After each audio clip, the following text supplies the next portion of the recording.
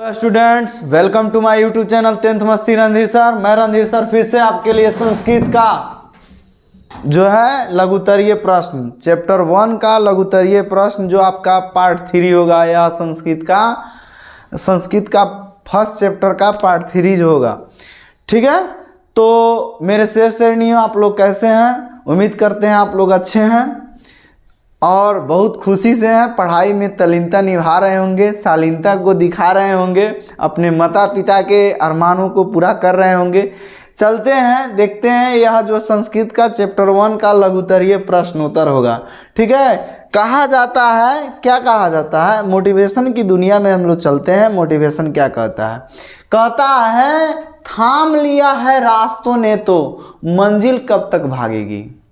थाम लिया है रास्तों ने तो मंजिल कब तक भागेगी, मेहनत के छींटे मारे हैं किस्मत अपने आप भी जागेगी। ठीक है, थाम लिया है रास्तों ने तो मंजिल कब तक भागेगी, मेहनत के छींटे मारे हैं किस्मत अपने भी जागेगी। हमारा भी किस्मत जागेगी, आप लोग का भी किस्मत जागेगी। आप लोग के सपोर्ट से मैं भी चलता हूँ। ठीक है, तो चलते हैं क्वेश्चन की ओर। ठीक है, क्वेश्चन क्या कहता है? ये लाजवाब क्वेश्चन होंगे जो आपके एग्जाम के पॉइंट ऑफ व्यू से सबसे महत्वपूर्ण होंगे, समझे? तो पहला प्रश्न जो है, मंगलम पाठ किस ग्रंथ से संकलित है? पहला प्रश्न कहता है मंगलम पाठ किस, ठीक है, मंगलम पाठ किस ग्रंथ से संकलित है? इस पाठ में कितने मंत्र लिए गए हैं? तो मंगलम पाठ उपनिषद ग्रंथ से संकलित है। इस पाठ में 4 उपनिषद हैं और कुल 5 मंत्र लिए गए हैं। 4 उपनिषद कौन कौन से हैं? तो कंठ, मुंडक, कंठ और मुंडक, ठीक है ना, ईशावास्य, ठीक है ना, उसके पश्चात श्वेताश्वर, ठीक है ना। यही आपका 4 गो जो है, 4 जो है उपनिषद ग्रंथ हैं। ठीक है ना, यह उपनिषद से लिया गया है, 4 उपनिषद से यह संकलित है और 5 मंत्र हैं। कितने मंत्र हैं? 5। अगला प्रश्न है मंगलम पाठ में किसकी वंदना है तथा इस पाठ का उद्देश्य क्या है? ठीक है, तो इसका आंसर हो जाएगा मंगलम पाठ में सर्वशक्तिमान, सर्वव्यापी, सबका आधार, सर्वकालिक सत्व स्वरूप ईश्वर की वंदना की गई है। ठीक है ना, तथा इस पाठ में, यह पाठ सत्य धर्म के विकास के दृष्टिकोण से मंगलाचरण रूप में उपयुक्त है। मंगलाचरण का मतलब शुभ कोई बात बोली जाती है, उसके लिए जो श्लोक बोली जाती है उसी को मंगलाचरण कहा जाता है। ठीक है ना, जैसे आपको कहा जाता है, जैसे मंगलाचरण जैसे आपके सरस्वती वंदना के रूप में होगा, या कुदिंदु तुषार हार धवला, या सुवस्ताविता,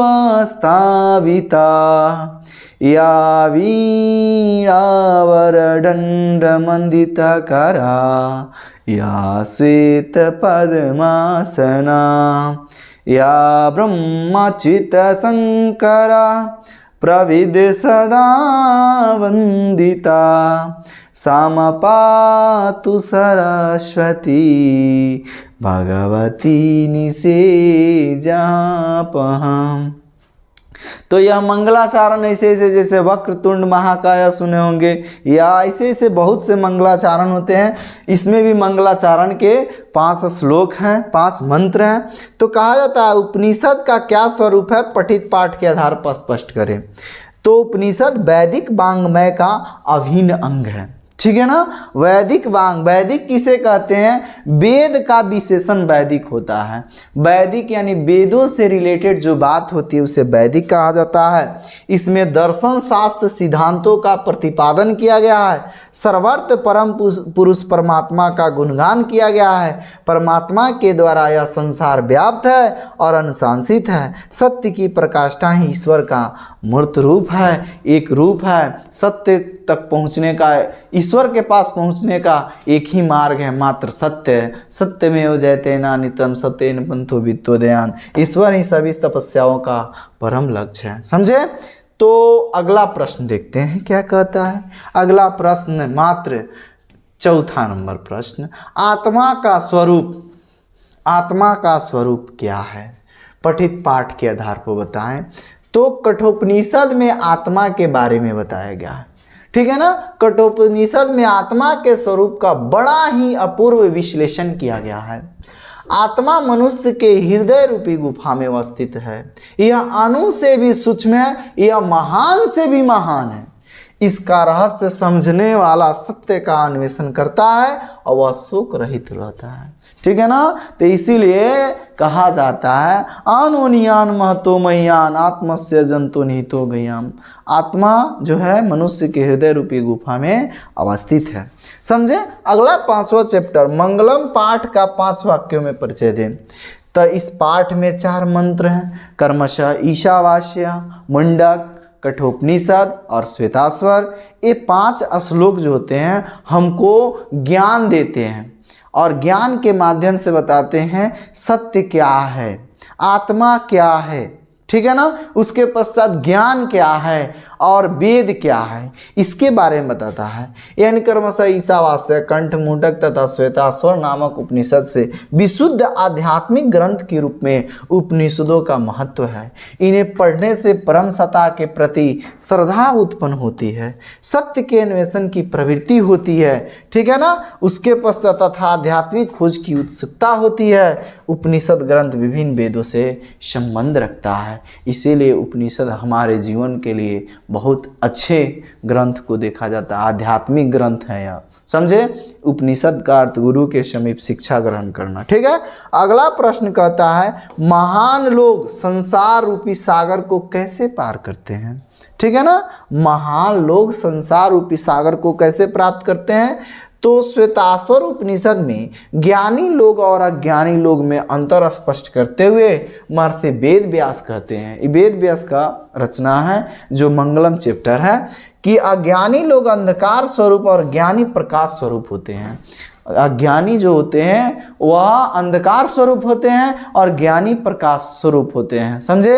ज्ञानी व्यक्ति उन्हें कहा जाता है जिनसे अनेक लोग कृताग्र हो, यानी संतुष्ट हो। एक व्यक्ति से अनेक लोग संतुष्ट होते हैं, उन्हें ज्ञानी कहा जाता है। महान लोग इसे समझकर मृत्यु को पार कर जाते हैं, क्योंकि संसार रूपी सागर को पार करने का इससे बड़ा अन्य कोई रास्ता नहीं है। इसीलिए ज्ञान ही सबसे बड़ा महत्वपूर्ण चीज़ है। ज्ञान के द्वारा ही मनुष्य अन्यत्र जगह पहुंच पाता है, वह मोक्ष तक के रास्ता तक पहुंच सकता है, ठीक है। अगला प्रश्न, विद्वान पुरुष परम ब्रह्म को किस प्रकार प्राप्त करता है, ठीक है ना। अगला प्रश्न है विद्वान पुरुष परम ब्रह्म को किस प्रकार प्राप्त करता है, तो इसका यहाँ पे है। तो यहाँ कहा जाता है मुंडक उपनिषद में महर्षि वेद व्यास का कहना है कि जिस प्रकार बहती हुई नदियाँ यथा नद्या शमंदमाना नाम रूपे विहाय, जिस प्रकार नदियाँ समुद्र में मिलकर अपने नाम रूप को छोड़ देती है, विलीन हो जाती है, उसी तरह अपने नाम और रूप को अर्थात व्यक्तित्व को त्याग करके समुद्र में मिल जाती है। उसी प्रकार महान पुरुष अपने नाम रूप को छोड़कर परम पिता परमेश्वर में, यानी अपने दिल से घमंड को त्याग कर परमपिता परमेश्वर में एकाकार हो जाते हैं और मोक्ष की प्राप्ति कर लेते हैं। अहम को त्याग कर ब्रह्म को प्राप्त कर लेते हैं। अहम का मतलब होता है घमंड, घमंड को त्याग करके। समझे।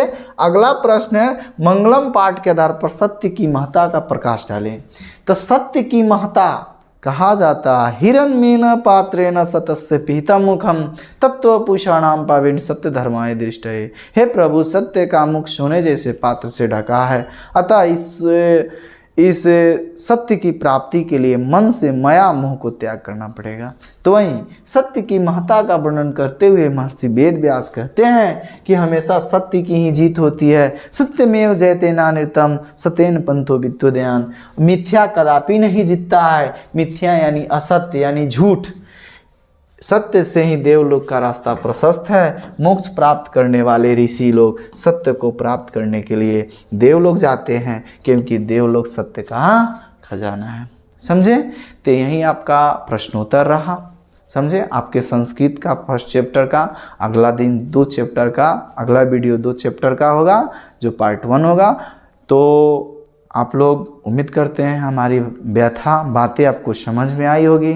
आप लोग मेरे चैनल पर नए होंगे तो लाइक सब्सक्राइब कीजिए और दोस्तों को भी शेयर कीजिए, ताकि आप मेरे बात से अगर अच्छा लगता है तो आपको दोस्त को भी शेयर करके बताइए कि हाँ मेरी बात कैसी लगी, और कमेंट सेक्शन में ज़रूर न ज़रूर कुछ लिखिए। मिलते हैं नेक्स्ट वीडियो में, तब तक के लिए धन्यवाद।